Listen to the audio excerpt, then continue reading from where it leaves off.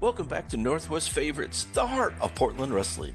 I'm your host, Frank Culbertson, and this is the series that highlights the wrestlers who lived in that sweet spot just below superstardom, the semi-main eventers, the emotional anchors, the heels and baby faces fans connected with week after week.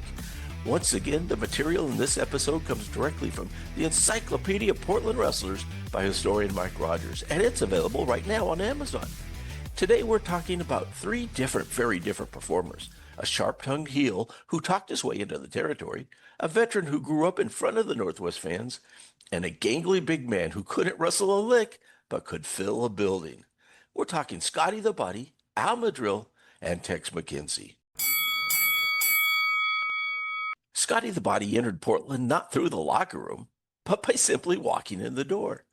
Legend has it that he bought a ticket to the Portland Sports Arena in February of 1989 and talked his way up to the announce desk and convinced Don Cost to let him sit in. It was perfect timing. Roddy Piper had become co-booker, and the roster was stacked. There was his grappler, De Beers, Art Barr, Steve Dahl, Rex King, Top Gun, and Buddy Rose. Scotty saw the opportunity and grabbed it. On the mic, he was sarcastic, obnoxious, and hilarious. He called out Sandy Barr for refereeing his son Art Barr's matches and nicknamed him Mo Barr because of his haircut. His wit and attitude made him one of Portland's most entertaining heels of the late 80s.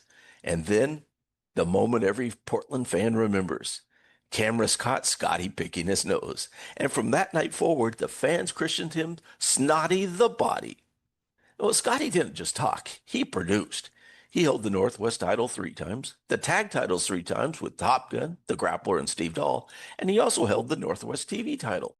He ran a great angle involving his valet Ginger, complete with a proposed Portland wrestling wedding that ended with Scotty leaving her at the altar. Of course, the world would later know him as Raven in ECW, one of the most complex characters of the 1990s. And before that, he was Johnny Polo in WWF and Scotty Flamingo in WCW. Behind all the characters, a highly intelligent guy, IQ reportedly 143, a member of Mensa, and he hosted the long-running Raven Effect podcast. In Portland, Scotty wasn't a superstar, but he was absolutely unforgettable, a perfect Northwest favorite. Few wrestlers represent the full journey of the Portland territory better than Madril. Portland fans saw him grow from a rookie to a seasoned veteran, and everything in between. Madril first arrived in January of 1973, just 3 months after starting in the business, and right away he exceeded expectations. While the main titles were held by stars like Dutch Savage, Bull Ramos, and Jimmy Snuka, Madril, a prelim wrestler on paper, got elevated. His first big move came when he teamed with Manny Cruz, known earlier as Sabu. As the Los Compadres, they earned non-title wins over the Northwest Tag Champs Bull Ramos and Clay Spencer, and soon held the Northwest Tag titles themselves. Madril then went to Vancouver, winning tag gold with Flash Gordon and Dan Crawford, and became a major player in Texas. He won the prestigious Texas title, the WCCW TV title, the Americas titles, and even the NWA World Junior Heavyweight Championship in 1978. He returned to Portland multiple times, briefly in 1976, then for much of 1983, and finally in 1988, this time staying for 4 years. During his final run, he transformed into the perfect grumpy heel veteran.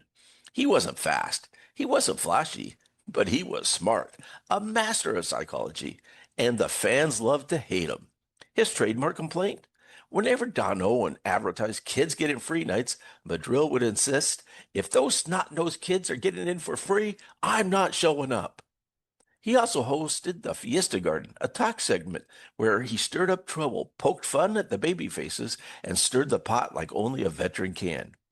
After retiring, Madril became a motorcycle mechanic in Southern California.